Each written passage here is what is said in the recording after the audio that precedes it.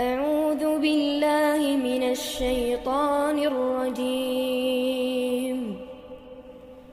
بسم الله الرحمن الرحيم Assalamualaikum warahmatullahi wabarakatuh. Innal hamdalillah nahmaduhu wa nasta'inuhu wa nastaghfiruhu wa nastahdihi wa na'udzu billahi min shururi anfusina wa min sayyiati a'malina may yahdihillahu fahuwal muhtadi wa man yudlil falan tajida lahu waliyyan mursyida. Asyhadu an la ilaha illallah wahdahu la syarika lah wa asyhadu anna Muhammadan abduhu wa rasuluh. Balagha risalah wa adal amanah wa nasahal ummah wa tarakaha ala mahajjatil bayda lailuha kanahariha la yazighu anha illa halik. Amma ba'd. Ma'asyiral mu'minin rahimani wa rahimakumullah jami'ah. Alhamdulillah,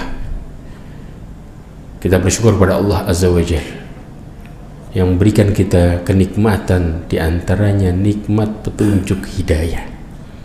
Karena manusia tanpa hidayah, mereka akan melakukan kemaksiatan dan kerusakan di atas muka bumi. Kenapa ya ikhwah? Coba perhatikan. Kita kalau ditanya, ya, jalan menuju kebaikan itu lebih besar kesempatannya dibanding dengan maksiat. Karena di dalam hadis qudsi yang diriwayatkan oleh Imam Bukhari dan Muslim, Allah Subhanahu wa taala itu memerintahkan untuk mencatat amalan-amalan kemaksiatan hanya pada saat dilakukan. Saya ulangi lagi. Allah Subhanahu wa taala memerintahkan apa? Memerintahkan malaikat untuk mencatat amal keburukan hanya pada saat dilakukan. Sebagaimana Rasulullah sallallahu alaihi wasallam mengatakan, Allah mengatakan dalam hadis qudsi, "Idza arada bi 'abdihi ay ya'mala sayyi'atan fala taqtubuha 'alaihi hatta ya'malaha." Kalau hambaku ingin melakukan kemaksiatan, keburukan, jangan ditulis dosanya sampai dia melakukan. Fa in amilaha faktubuha bimithliha. Kalau seandainya dia melakukan kemaksiatannya, maka tulis sebanding dengan maksiatnya. Jadi satu dihitung satu. Tapi sebaliknya, ya, wa in tarakaha min ajli faktubuha lahu hasanah. Kalau dia meninggalkan maksiat itu karenaku, kata Allah, maka tulis kebaikan. Jadi ditulisnya dosa itu cuman pas ngelakuin tok. Sisanya pas ninggalin dapat pahala. Kebayang nggak? Ya. Tapi sebaliknya, wa idza arada ay ya'mala hasanatan falam ya'malha faktubuha lahu hasanah. Kalau kepingin melakukan ketaatan, kebaikan, dan dia belum melakukannya, maka tulis satu kebaikan. Niat benar, tulis baik. Kebayang, dapat pahala. Baru niat, belum ngelakuin. Tapi apa? Fa'in amilaha. Kalau dia ngelakuin, faktubuha lahu bi asyri amthaliha ila sab'mi'ah. Kalau dia ngelakuin, maka tulis 10 kali lipat sampai 700. Jadi dari hadis ini jelas, kalau seseorang itu melakukan ketaatan, jalannya lebih gede dibanding dengan maksiat. Karena dosa itu dihitung pas ngelakuin, selesai. Dan satu dihitung satu, ya ikhwan. Kita nggak berbicara ketika seseorang melakukan kemaksiatan di dua tanah haram, itu lain kondisinya. Di luar itu secara umum maka ini yang terjadi, ya ikhwan. Tapi kenapa banyak orang yang mereka lebih condong kepada kemaksiatan? Ini petunjuk. Kenapa? Karena Allah menjelaskan, inna nafsa la'amaratun bisu' illa ma rahima rabbi. Ya, kata Allah secara jelas mengatakan sesungguhnya jiwa itu, kalau Allah nggak ngasih pertolongan, dia ngajak pemiliknya untuk melakukan kemaksiatan. Jadi pemiliknya tuh ditarik terus untuk bermaksiat. Makanya diri kita ini Kalau tanpa hidayah, kepinginnya bawaannya apa? Maksiat. Padahal celah maksiat itu lebih sedikit dibanding dengan ketaatan. Jenisnya lebih banyak taat daripada kemaksiatan. Para ulama menjelaskan tentang masalah ibadah. Namanya ibadah likulli amalin yuhibbuhullahu yarda. Semua amalan yang Allah cintai dan Allah ridhoi itu dimasukkan dalam perkara ketaatan. Semua. Tapi ingat baik-baik, jiwa ini kalau Allah nggak nolong, makanya Allah mengatakan illa ma rahima rabbi, kecuali yang dirahmati oleh Tuhanku, dirahmati oleh Allah. Para ulama tafsir menjelaskan jiwa yang diberikan hidayah baru bisa lurus. Berarti apa? Sampai Ibnu Qayyim mengatakan manusia ini kalau dikasih kehinaan sama Allah, ditinggal sama Allah, mereka langsung maksiat. Ditinggal artinya apa? Tidak dikasih hidayah, langsung maksiat. Ya, mereka akan mengandalkan dirinya sendiri dan melakukan keburukan. Itu ciri-ciri Allah menghinakan hambanya. Tapi orang yang Allah berikan hidayah, ya, maka Allah buat dia bergantung setiap saat kepada Allah. Makanya kenapa kita sering tanda tanya, kenapa kok lebih senang maksiat? Ya ini perkaranya. Padahal kurang apa coba? Allah memperingatkan kita tentang neraka. Kurang ngeri apa? Allah menceritakan tentang buruknya neraka dan luar biasa mengerikannya. Setiap orang kalau ditanya kepingin surga, tapi dirinya mengarahkan jalannya untuk bermaksiat dan berjalan menuju ke neraka, tapi ngomongnya pengen surga. Karena ini yang sebenarnya tanpa petunjuk kita bakal maksiat. Na'udzubillahi tadi. Karena itu sifat jiwa yang tidak mendapatkan hidayah. Maka jangan pernah mengandalkan diri kita sendiri dalam melakukan amal saleh, tapi bergantunglah setiap saat kepada Allah. Bahkan sampai hal yang sepele pun minta sama Allah. Karena Aisyah pernah mengatakan, dan para sahabat yang lainnya dengan perkataan yang semisalnya, Aisyah mengatakan, mintalah kepada Allah sesuatu apapun, sampai tali sendalmu putus minta sama Allah. Ini menunjukkan bagaimana para sahabat itu minta segala sesuatu, karena sesuatu yang remeh sekalipun di mata kita, kalau Allah nggak berkehendak nggak bakal dapat. Gak bakal dapat. Hal yang sepele, orang kepingin beli tali sendal, kalau gak ada yang jual, mau pegang duit berapapun bisa beli? Gak bisa ya ikhwah. Contoh ya, yang ternyata yang jual di komplek sebelah, karena kita gak tahu, muter di komplek yang sama gak ketemu. Ini hal yang simpel yang kita kadang-kadang ngelupain dan gak belajar dari situ. Makanya minta segala sesuatu sama Allah, karena petunjuk setiap langkah kita hanya datang dari Allah Azza wa Jalla. Makanya kenapa Allah mengajarkan di dalam surah Al-Fatihah, Allah mengatakan ihdinas siratal mustaqim. Itu pertolongan kalau kita mengatakan wa iyyaka nasta'in. Jelas ya. Salawat dan salam kepada Nabi Muhammad sallallahu alaihi wasallam, khairul anbiya'i wal mursalin, sebaik-baik nabi dan sebaik-baik rasul. Asyarul mu'minin rahimani wa rahimakumullah jami'an. Coba perhatikan baik-baik. Kita hari ini belajar tentang bulan Muharram. Selama ini kita mungkin sering mendengar tentang keutamaan. Orang sering bahas tentang keutamaan, tapi nggak banyak orang yang kemudian bahas tentang salah persepsi. Ya, bahkan didukung dengan dalil lagi. Maka kita kupas dalilnya satu-satu. Bagaimana sikap dalilnya? Apakah kemudian dalil itu dalil yang benar, atau sebenarnya dalil itu justru dalil yang sebaliknya? Yang pertama, orang-orang yang meyakini bulan Muharram adalah bulan keramat, terutama apa? Tanggal 1 Muharram, sampai orang keluar rumah gak berani. Subhanallah ya. Coba lihat sikap Allah Subhanahu wa taala tentang melihat bulan Muharram. Allah Subhanahu wa taala mengatakan secara jelas dalam surat At-Taubah ayat 36. Allah mengatakan inna iddatash syuhuri indallah 12 syahra fi kitabillah yauma khalaqas samawati wal ard.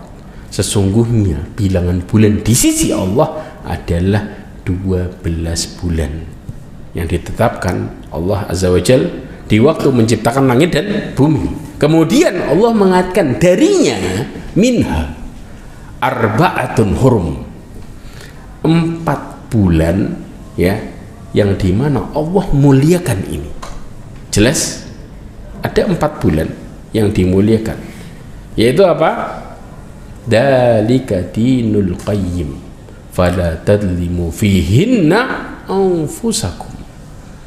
Ya, maka Allah mengatakan, maka itulah agama yang lurus, maka janganlah engkau berbuat zalim.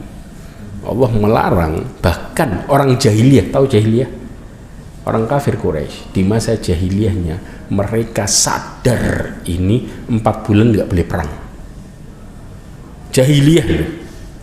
Jelas yang Rasulullah sebut di masa kegelapan. Ya. Tapi ya ikhwah, 4 bulan ini ya, 1 sendiri, 3-nya mutawaliyat. Ya, dalam hadis Rasulullah sebutkan. 1-nya sendiri apa itu? Rajab. 3-nya berturut-turut apa? Dzulqa'dah, Dzulhijjah, Muharram. Ya, 1. Kemudian juga kebayang Rasulullah sallallahu alaihi wasallam mengatakan afdalu siyam ba'da Ramadan syahrullah Muharram. Ya. Puasa yang paling utama setelah Ramadan bulannya Allah Muharram. Secara khusus Allah mengatakan bulan Muharram. Allah mengatakan bulannya Allah. Paham? Kalau kemudian manusia meyakini ini bulan sial, ya, bulan keburukan, Allah mengatakan itu bulannya Allah, kira-kira gimana? Kebayang nggak ini? Allah mengatakan itu bulannya Allah. Allah muliakan. Orang jahiliyah tahu nggak boleh perang.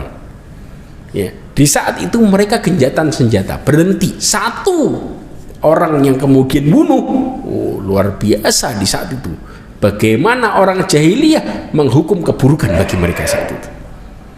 Nggak sepele ya ikhwah, nggak main-main.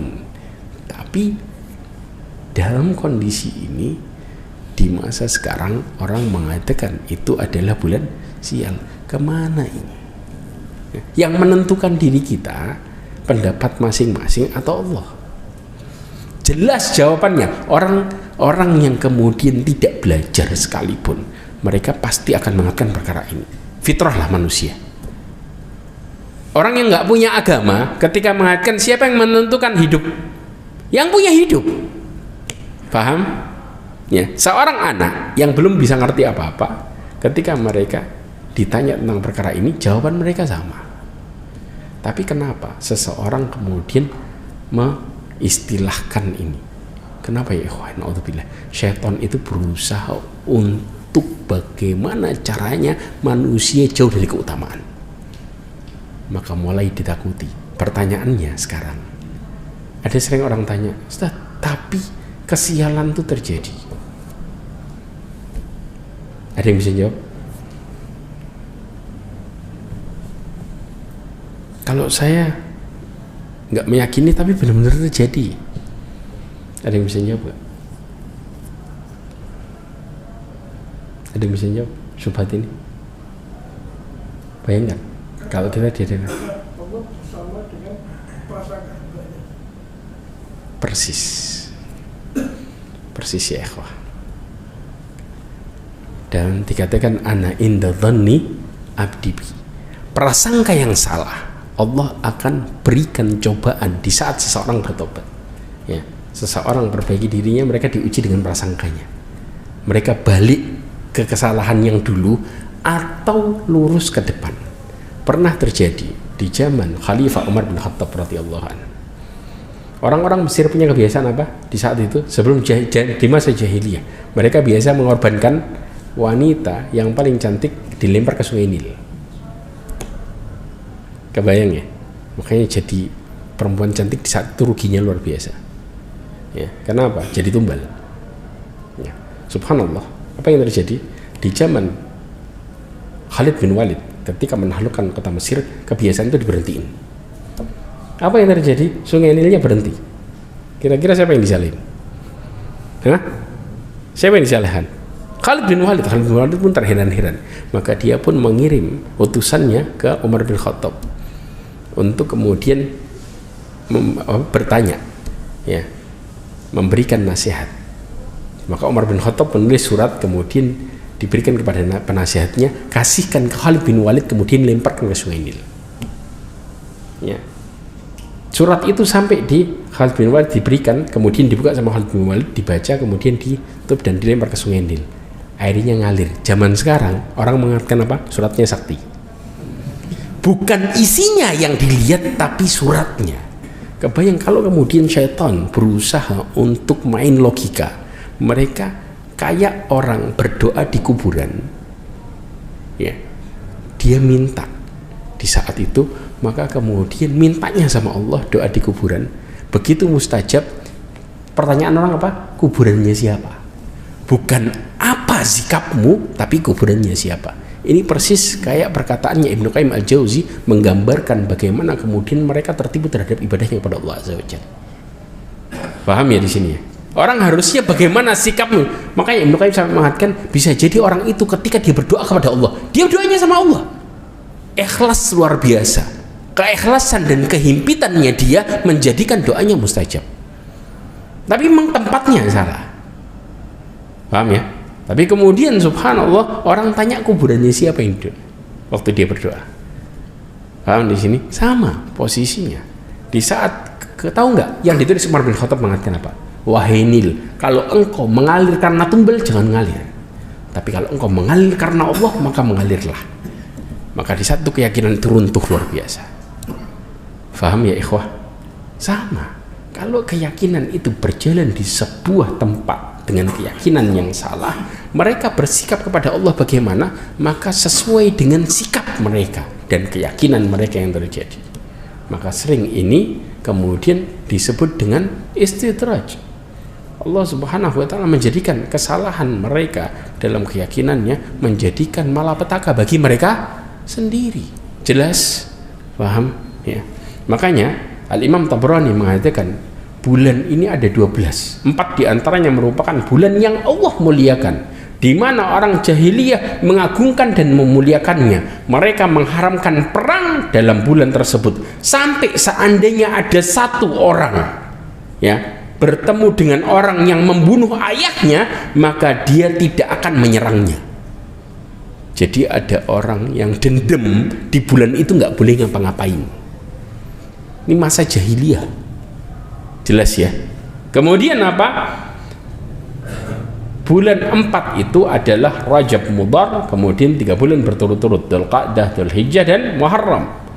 Dengan ini jelaslah kabar bahwasanya dari Rasulullah SAW. Kemudian Imam Tabrani meriwayatkan beberapa hadis, di antaranya Rasulullah bersabda, wahai manusia, sesungguhnya zaman itu berputar sebagaimana keadaan ketika Allah menciptakan langit dan bumi, dan sesungguhnya bilangan bulan pada sisi Allah ada 12, di antaranya 4 bulan haram ya.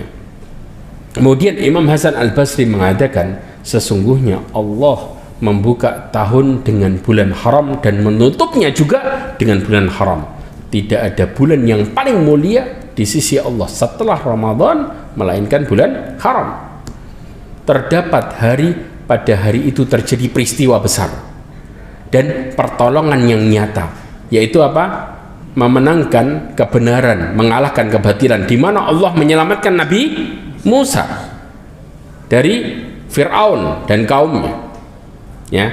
Dan hari itu mempunyai keutamaan yang mulia abadi sejak dulu. Dialah hari ke-10 yang dinamakan Asyura. Jelas? Inilah yang kemudian ya ikhwah, secara jelas ya, bahwa mereka itu orang-orang jahiliyah meyakini kemuliaan bulan itu. Namun kenapa seseorang mereka meyakini satu bulan, satu waktu sial?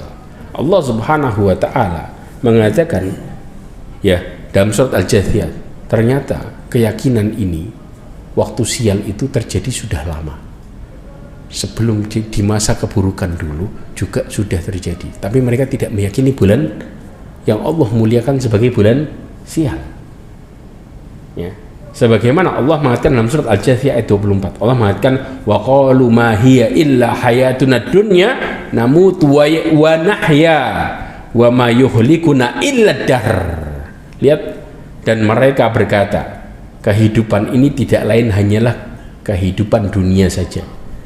Ya. Kemudian kita mati dan kita hidup, tidak ada yang membinasakan kita selain masa.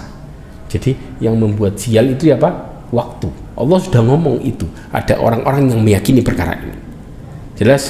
Kemudian wa ma lahum bidzalika min ilm inhum illa yadhunnun. Mereka itu ya melakukan semua ini nggak punya pengetahuan kecuali hanya apa? Prasangka. Jadi kalau ditanya nih, kenapa disebut bulan Muharram itu ya bulan keramat? Ada dalilnya? Nggak punya. Cuman ngomong katanya. Lihat, tidak akan pernah mereka mengatakan dalil, hanya berprasangka, dan Allah sudah jelaskan itu. Orang keyakinan yang salah mereka berhukum dengan prasangkanya. Sedangkan ya ikhwah, dikatakan fa inna dzan akdzabul hadits. Sesungguhnya prasangka itu merupakan kedustaan. Paling banyak kedustaan terjadi dengan apa? Prasangka. Jelas? Kemudian Syekh Muhammad Ibn Shalih Al-Utsaimin mengatakan tentang orang-orang yang seperti ini disebut dengan orang yang mencela masa. Karena orang yang mencela masa atau waktu, maka mereka hukumnya mencela Allah Azza wa Jalla. Karena Rasulullah SAW secara jelas dalam riwayat Bukhari dan Muslim menyebutkan di dalam hadis qudsi, qala Allah Ta'ala yu'dini ibnu Adam yasumud dahr wa ana dahr. Anak Adam itu menyakitiku, kata Allah. Dalam hadis riwayat Bukhari dan Muslim disebutkan, kenapa? Karena dia menghina masa dan aku itu masa. Akulah waktu, kata Allah. Kenapa? Dikatakan uqallibul laila wan nahar, aku membalikkan malam dan siang. Allah yang ngatur waktu. Berarti kalau kita menghina waktu sama dengan kita menghina Allah. Ya ikhwah, menghina Allah konsekuensinya apa? Konsekuensinya apa? Kafir.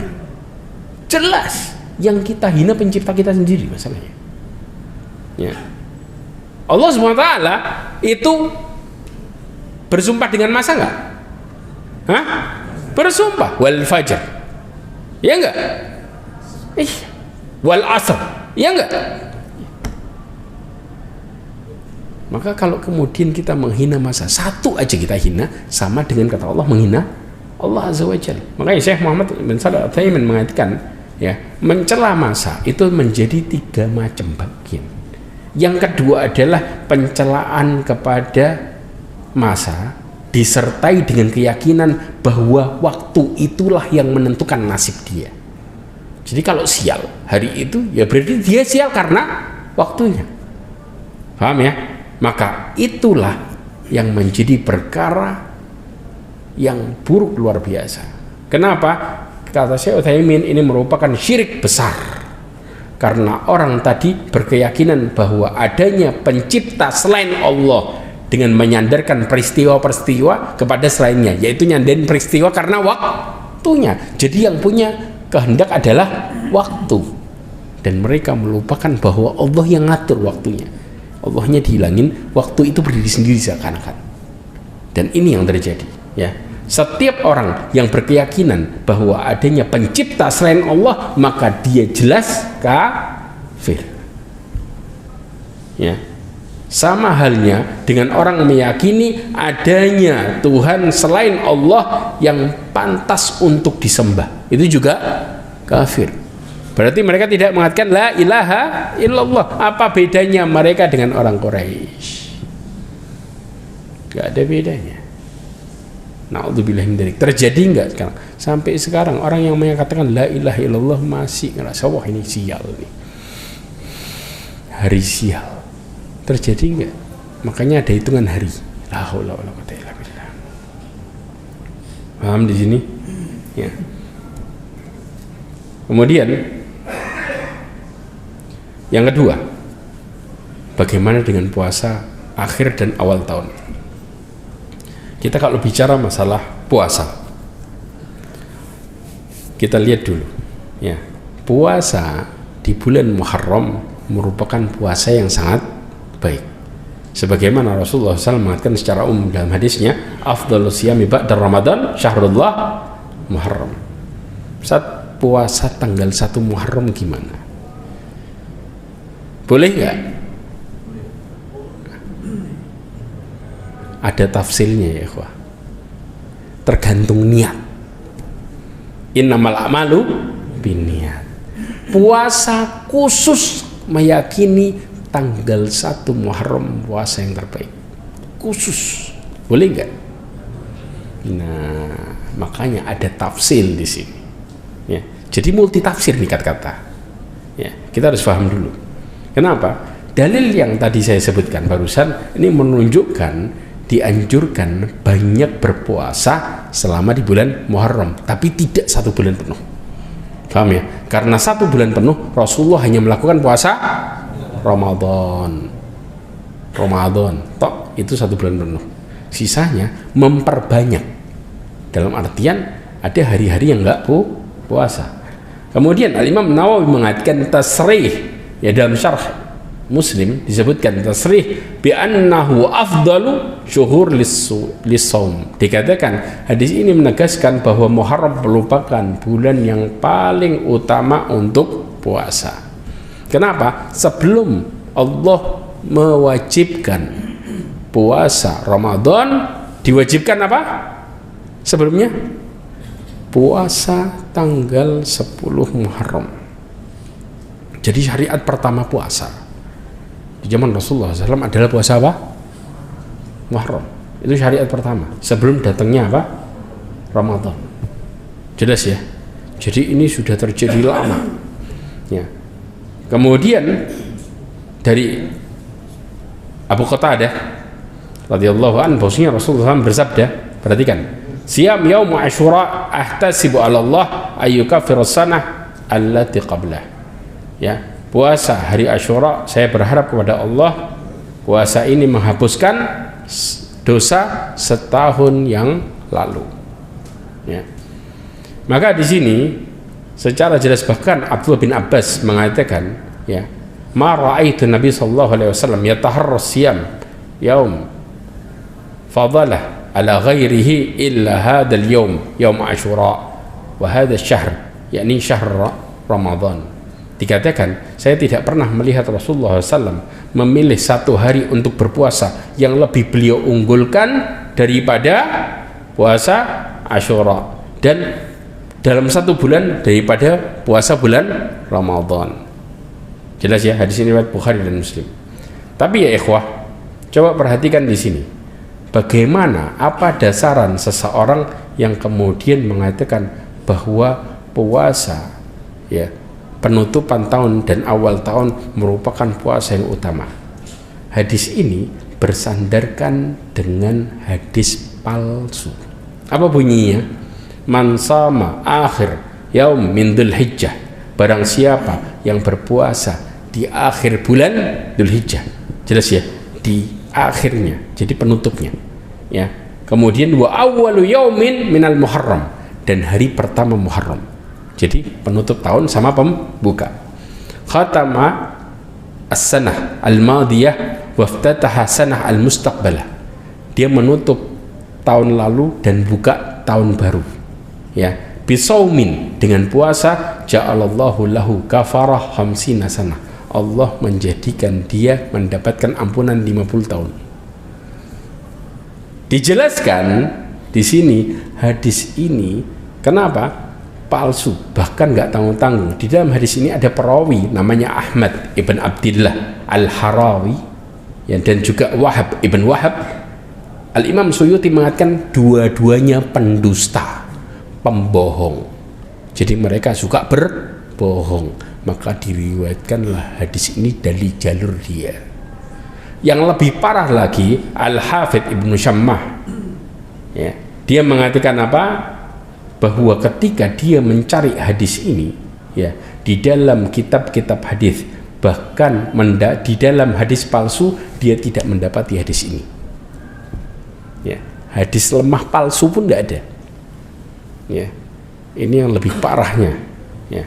Makanya dalam perkara ini menunjukkan bagaimana kemudian hadis palsu ini berjalan dan bahkan diyakini oleh banyak orang.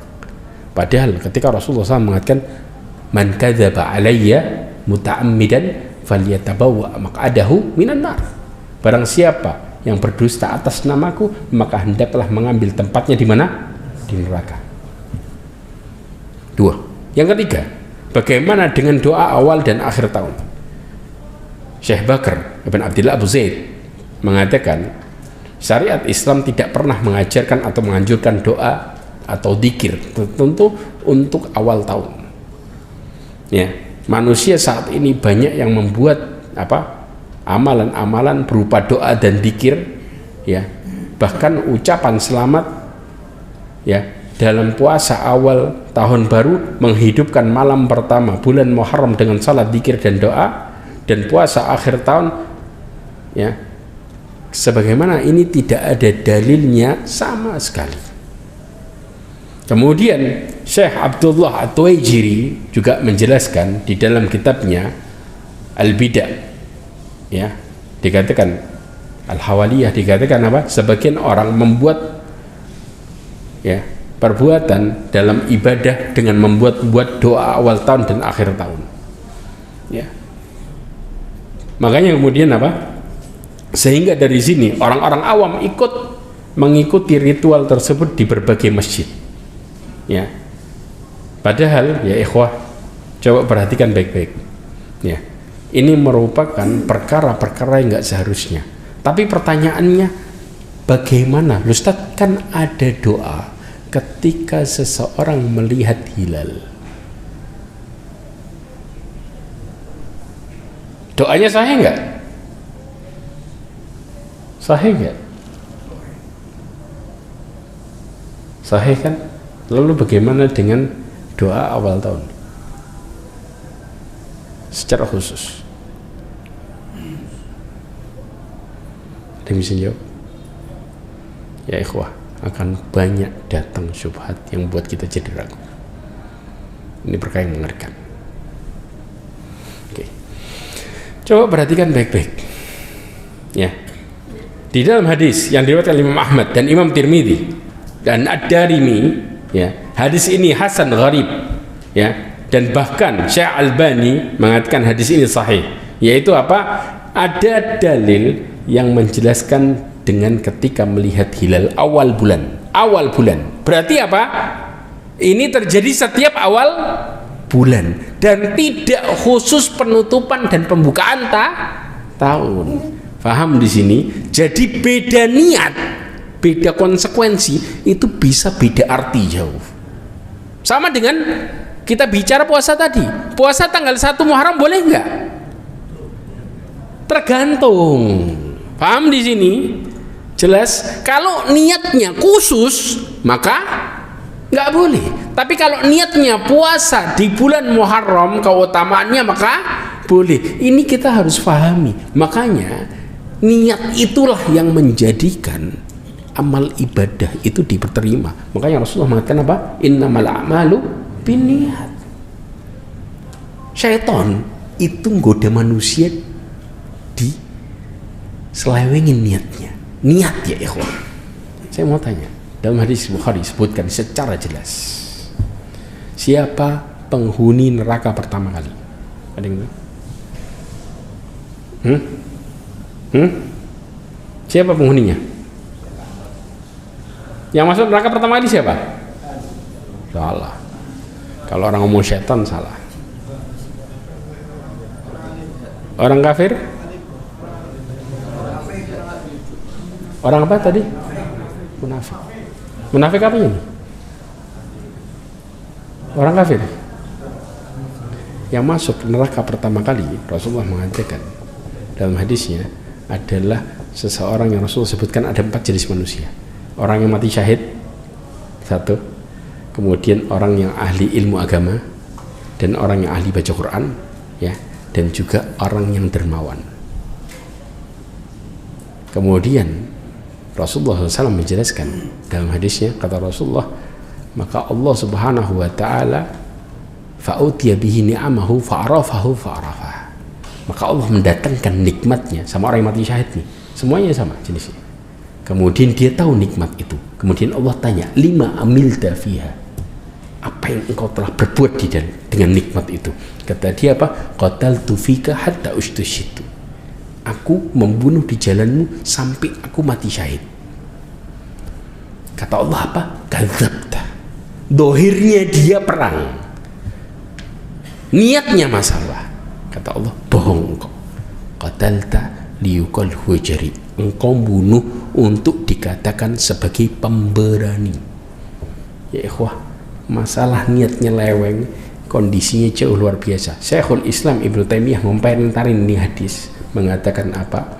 Seseorang yang terbaik adalah Rasulullah SAW, dan seseorang yang terburuk adalah orang yang ngaku-ngaku kayak Rasulullah tapi bukan termasuk dari mereka.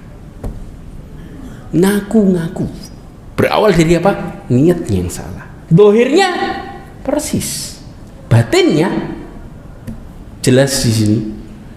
Ya, sama. Orang-orang yang terbaik setelahnya adalah para syuhada, orang-orang saleh, orang-orang yang jujur.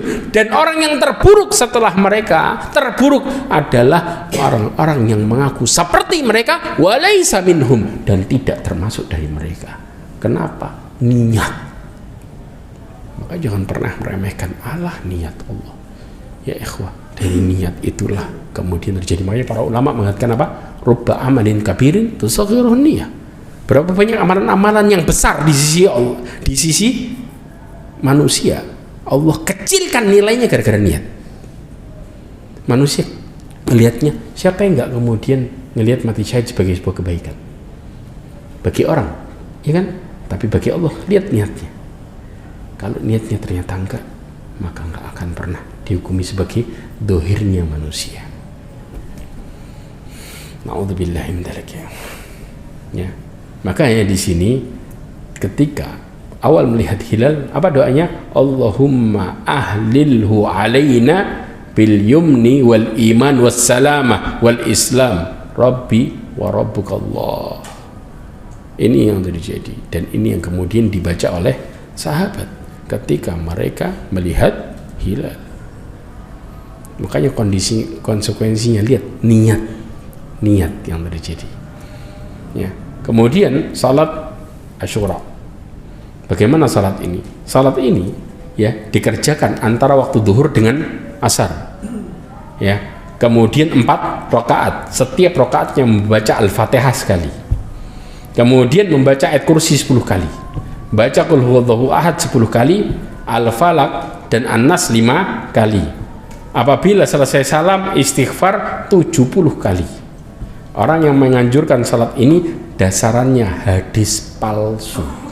Bahkan ya dikatakan di dalam Umdatul Qari Syarh Sahihil Bukhari, dikatakan ma warada fis salati lail Asyura wa yaum Asyura, ya, hadis tentang salat malam Asyura dan hari Asyura, salat secara khusus yang kayak tadi ini, wa fadlul quhul yaumul Asyura la yasih, ya, dan keutamaan memakai celak di hari Asyura ini merupakan perkara yang tidak sahih. Bahkan ada yang menyandarkan kepada Abdullah bin Abbas di hadis, dikatakan hadis ini merupakan apa?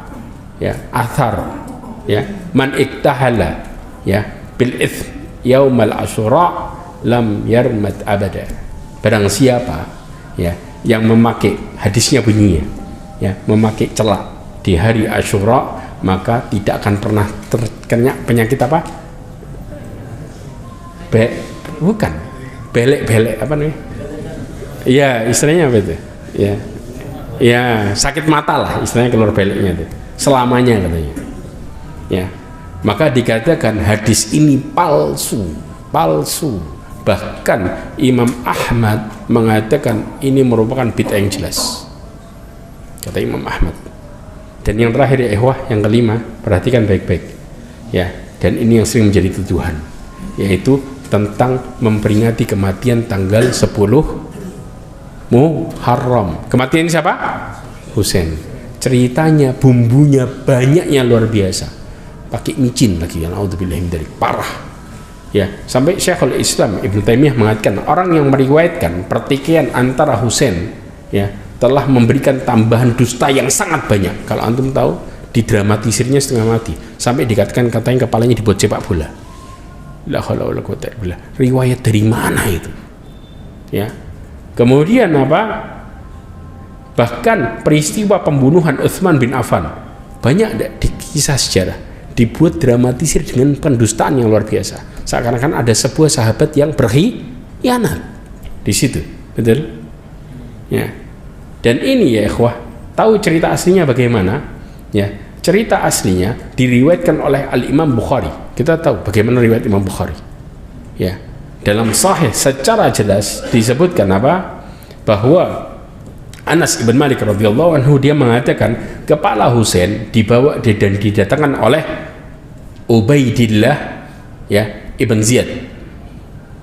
Ubaidullah ibn Ziyad. Kemudian kepala itu ditaruh di bejana. Ini yang benar. Kemudian Ubaidullah ibn Ziyad menusuk dengan pedangnya sambil berkomentar tentang ketampanan Husain. Maka Anas mengatakan di antara Ahlul Bait Husain adalah orang yang paling mirip dengan Rasulullah SAW. Saat itu Husain disemir rambutnya dengan wasmah, yaitu sejenis tumbuhan pacar. Ya. Makanya kisahnya disebutkan sebenarnya siapa sih yang membuat Husain terbunuh? Ada yang tahu? Orang Syiah sendiri. Orang Syiah sendiri. Kemudian orang Syiah membuat tuduhan sahabat yang membuat celaka. Padahal siapa yang membuat celaka? Mereka sendiri. Tapi diputar balikkan. Na'udzubillah, inilah faktanya. Makanya kemudian kisah aslinya dengan riwayat yang sahih disebutkan Husain ibn Ali radhiyallahu anhu ketika tinggal di Mekah, beberapa sahabat bersamanya ya seperti Abdullah bin Abbas, kemudian Abdullah bin Zubair ya dan yang lainnya, ketika Muawiyah meninggal pada tahun 60 Hijriah maka digantikan oleh anaknya Yazid ibn Muawiyah. Kemudian di saat itu ya penduduk Irak didominasi oleh pengikutnya Ali radhiyallahu an menulis surat kepada Husain untuk meminta beliau pindah kemana? Ke Irak. Ini awalnya. Ya, mereka berjanji akan membaiat Husain sebagai khalifah. Ya, karena mereka tidak menginginkan Yazid ibn Muawiyah menduduki jabatan khalifah. Kemudian tidak cukup dengan surat, bahkan mereka rela datang ke sana untuk meyakinkan Husain. Kebayang? Jelas? Selanjutnya, ya, akhirnya kemudian Husain mengajak keluarganya untuk berangkat ke Kufah, ya, dan mereka berjanji akan menyediakan pasukan untuk mendukung Husain. Ini orang-orang saat itu, ya. Maka para sahabat seperti Abdullah bin Abbas sering menasihati Husain agar tidak memenuhi keinginannya. Kenapa? Karena ayahnya terbunuh di Kufah, tempat fitnah tuh. Ya. Kemudian Abdullah bin Abbas juga ya menasihati Husain mengatakan saya sudah melakukan istikharah, kata Husain menimpali perkataan Abdullah bin Abbas, dan saya akan berangkat ke sana. Bahkan belum sampai kabar kepada Husain bahwa sepupunya Muslim ibn Aqil telah dibunuh di sana. Nggak sampai itu kabarnya. Akhirnya apa? Berangkatlah Husain bersama keluarganya menuju ke Kufah. Sementara Ubaidullah ibn Ziyad diutus oleh Yazid ibn Muawiyah untuk mengatasi permasalahan di Irak yang nggak mau baiat.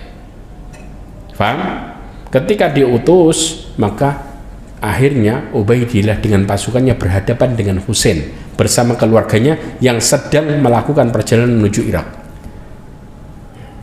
Subhanallah, bahkan pergolakan ini dipicu oleh orang-orang yang memanfaatkan Husain. Kenapa? Begitu bertemu dan kemudian apa? Pasukannya nggak imbang, mereka kabur. Kebayang siapa yang melakukan kedustaan di sini? Syiah sendiri. Mereka kabur, ditinggalin nih sama keluarganya.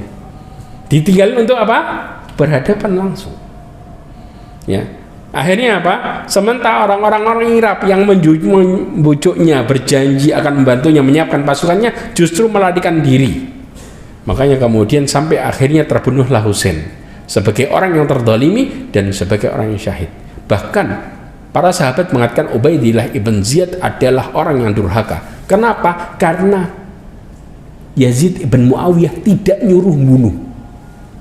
Faham? Perintah Yazid ibn Muawiyah tidak menyuruh untuk membunuh. Bahkan ketika Yazid ibn Muawiyah mendengar berita bahwa Husain ibn Ali radhiyallahu anhu meninggal di saat itu, dia sedihnya luar biasa dan menyesal serta menangisi dan melaknat siapa?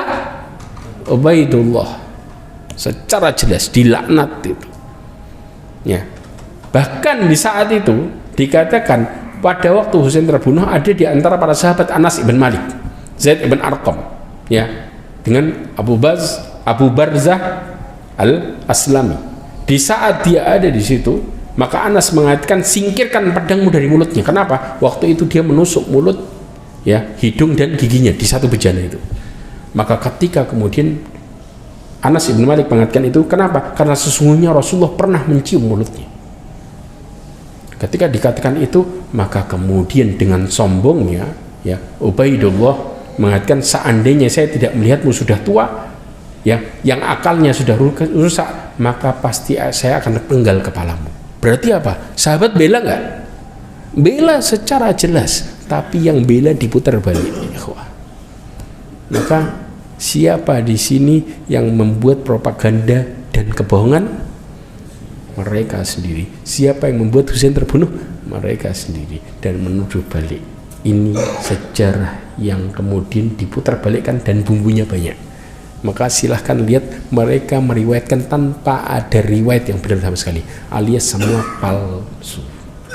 Dan inilah yang bagaimana kesalahan-kesalahan yang terjadi di bulan Muharram. Banyak hal lagi yang lainnya. Wallahu ta'ala a'lam bishawab. Mudah-mudahan kita bisa memahami perkara ini dengan dalil-dalil yang ada. Karena ingat, agama ini tanpa kita kembali kepada perkara yang benar, maka kita tidak akan pernah bisa melakukan kebaikan itu. Karena kebaikan hanya ada di tangan Allah Azza wa Jalla. Dan orang-orang yang mengikuti Allah Azza wa Jalla dan Rasulnya, maka merekalah yang berada di jalan kebaikan. Ini yang bisa saya sampaikan. Kurang lebihnya mohon maaf. Mudah-mudahan Allah SWT melindungi kita dari kesesatan, kebatilan dan syubhat-syubhat yang ada, dan mudah-mudahan Allah SWT menyelamatkan kita dari fitnah, serta mudah-mudahan Allah SWT menutup hidup kita semua dengan husnul khatimah. Wallahu ta'ala a'lam bishawab. Subhanakallahumma wa bihamdika asyhadu an la ilaha illa anta astaghfiruka wa atubu ilaik. Wassalamualaikum warahmatullahi wabarakatuh.